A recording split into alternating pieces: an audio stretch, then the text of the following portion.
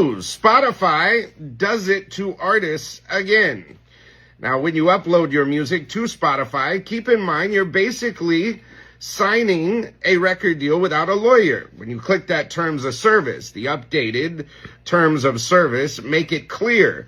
Spotify gets sweeping royalty-free, sub-licensable, now look that up, irrevocable, look that up, license to your content. Everything from playlist to cover images and descriptions. It's not just standard, it's a full-on AI-ready takeover of your creative output. Imagine this, you upload your music and Spotify can rework it, remix it, train their AI with it, or even assign the rights over to someone else without owing you a dime. You're effectively handing over your copyright control just by using the platform. So while Spotify draws a clean line saying outsiders don't train your AI with our data, it keeps all the rights for its own AI. And you just gave them all your power. Artists, producers, podcasters, indies. This isn't just a clause, it's the legal fine print that could cost you control of your own content. Keep in mind, when you click that terms of service, you are signing your rights away. All right, guys, I'm back. So you can see what the guy's saying real quick is that the industry is changing and AI is basically going to run the music industry. So for artists like me and you, what does that mean? For the most part, that we're going to have to figure out a way to get in there and understand how to utilize this stuff to be on our benefit. If they're going to own all your rights and everything that you put on the Spotify, then what is the reason to have your stuff on there? Because the idea is that anybody and everybody's songs could blow up. It could blow up so big that Spotify will come to you and say, we own this. We want a percentage of it. Or basically tell you, you can't take your song down because it's bringing us so much revenue. It's like a area that nobody has actually been in. So we can't necessarily say what's going to happen, but all of that fine print stuff, those words, we just click go and click accept. We don't really go through it so succinctly and know exactly what they're trying to say to us on these places. This is really where it's a big problem, because they could keep changing, like they got new rules right now, but in a few months, years, they could change it again. And then remember, we're not getting paid like that off Spotify. They're not paying you like that. So you're making some money, but you're not making enough money to change your life and put you in a better situation in life. It's like you just making some bucks.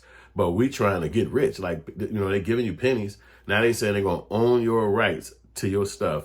And AI is going to be able to find which song is in the system that gets blowing up. It's going to take your description. It's going to take your videos. It's going to take your image, your likeness. It's crazy. But, they are telling the people this stuff. It's just guys like him who actually do the succinct research and know exactly what they're trying to say. And then he pops out on the internet and he does his conversations. I really like this guy because he at least tell you what's going on.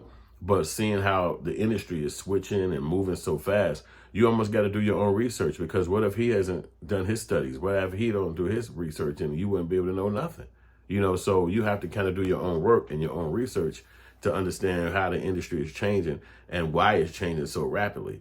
Having ownership of people's rights, you got our likeness, you got our face, you got our look, but you can only one can make the ultimate money off of it. You know what I'm saying? And really, is this something to be afraid of? You got another element of that in the saying, well, what does that really mean? Because somebody owns the likeness or visual or whatever. I'm over here making music, and I got to make music that's going to help my family. And if it's going to ultimately give me a check that can help my family, and it's just my image, it's like, so what? Didn't they do that in Hollywood, right? Prior to us anyway, before the internet world, where you had to go sign a contract and then you was locked into that company or that deal or whatever contract you had. That's how that world works.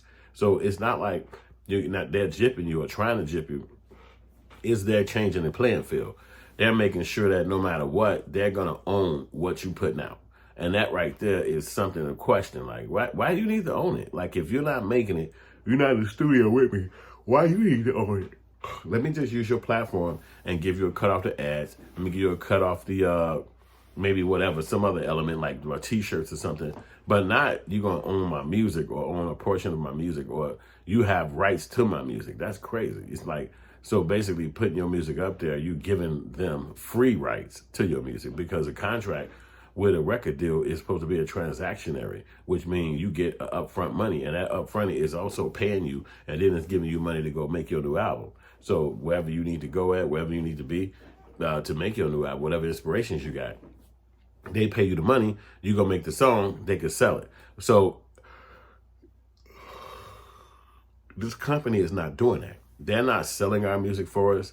They're not promoting it. They're not, all the time, they're not putting it on a playlist for you. And then you have to do all these things. And it's your work, and you don't own the songs inside your playlist.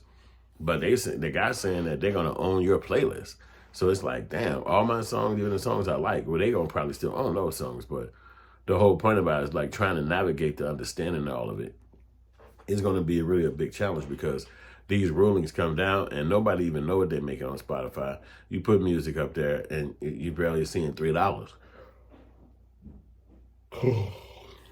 But whereas another person put his music up there and he's seeing millions, like Snoop Dogg said he sold $1 billion streams and he got $40,000. And so that's really, really cheap. You're thinking $1 billion streams. That's, if he was selling CDs, 1 billion CDs sold, he'd have 100 billion. He'd have so many money. He'd probably have 100 billion, over 100 billion, But the whole thing is that it's not set up like that for black people. They got a block on it. So it's like, okay, y'all stand right here. All right, that's far enough. That's good enough. Just stand right there. Now they play out all the stuff over here and he tells us, don't touch it. That's not for you. We standing around like, but I'm standing so close to it. Like, yeah, but just watch it. That's what you're here for. You don't grab none of that. You don't touch that. You don't make yourself a part of none of that. And you like, okay, whatever. But I don't understand why they want to have our ownership of our music if we made it ourselves. You still got to come to me to license it. You still got to come to me to see whatever you're going to do with the music. But I think they're going off the fact that everybody might die one day. As soon as you get old enough, you're going to end up dying. If they own the rights to that music, when your family comes searching around saying, yo, whatever happened to my cousin music? Oh, well, yeah, we got a 50-50 on that.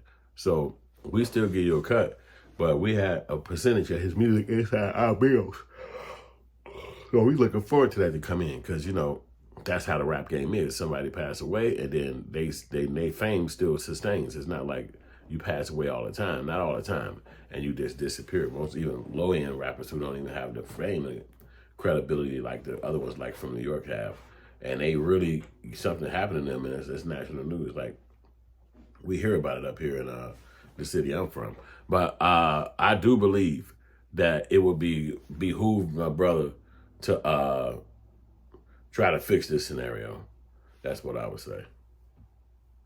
That's what I would say. Just try to fix it because we got AI taking over ChatGPT and Spotify. And these things are supposed to enhance your career, enhance your creativity. They're supposed to add to it. But a lot of this stuff is so whipped out that you'd be better off not making a rhyme yourself and just go ahead and put it on Spotify and let Suno or one of the AI verses do it. Get the lyrics off ChatGPT. Get Suno to create the beat. And now you good. And if you hit me on an email, I'll tell you another way you can get that beat for free. And you're going to be shocked if you find out about this. You're going to say, what the man, I never knew that, man. So I just can't understand why this technology got to be so advanced and so extreme. You're going to stop people and block people from taking care of themselves and have a generational wealth, especially if you shoehorn yourself in and say, hey, we don't like the content or we got an issue with the content and we're going to do the content like this. See, Trump was a billionaire. So when they kicked him off of social media, that's all he had to really do was just go spend some money. And he got his buddy Elon Musk to buy Twitter. So then they, instead of coming back to Twitter, they went on a whole other work thing. And little Mark Zuckerberg ain't finna get in no wood shit. They ain't gonna do stuff like that.